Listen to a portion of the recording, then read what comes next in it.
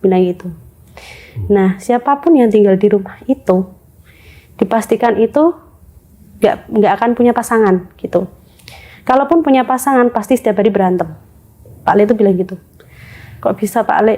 Sekarang lihat, ya Amit nyuwun sewu ya, Mbak, kakak iparmu yang pertama, gangguan jiwa, bilang gitu. Kemudian kakak iparmu yang kedua, yang nggak jadi satu di rumah itu, sama suaminya berantem terus kan? Iya.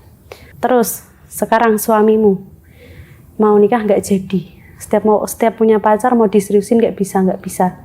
Yang cuma bisa cuma kamu, bilang gitu. Karena kamu itu pedomannya kuat, bilang gitu. Tapi ya kalau kamu kuatin terus, lama-lama kamu hancur, bilang gitu.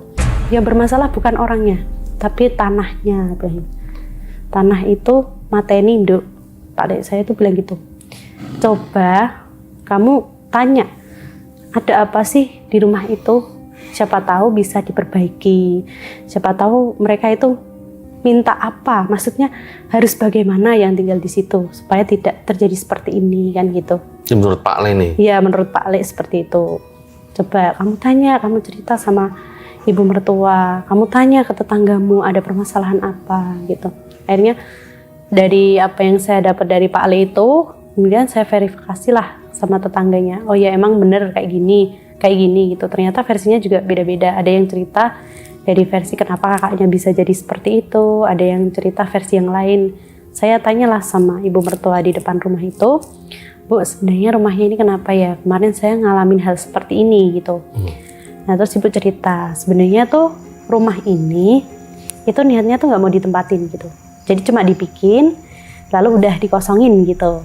Nah habis itu, nah terus ibu tuh bilang gini, kamu tahu nggak kenapa setiap mau tidur ibu selalu bilang baca ayat kursi 7 kali, baca surat ikhlas 7 kali, al-fatihah 7 kali, anas 7 kali. Tapi kamu selalu ngeyel sekali aja Bu, udah cukup gitu. Ya ini karena memang kadang masih ada gangguannya gitu. Ibu tuh nggak tahu dulu itu entah ada yang rebutan sama tanah ini atau gimana, terus ditanami. Jadi siapapun yang menempati rumah ini tuh biasanya banyak problemnya gitu. Nah ternyata kejadian lah rumah ibu itu ada yang nanem gitu, tapi ibu sendiri juga nggak tahu yang nanem tuh siapa gitu. Om ini menurut ibu mertua? Iya, nah ibu mertua itu punya kenalan lah orang yang bisa gitu.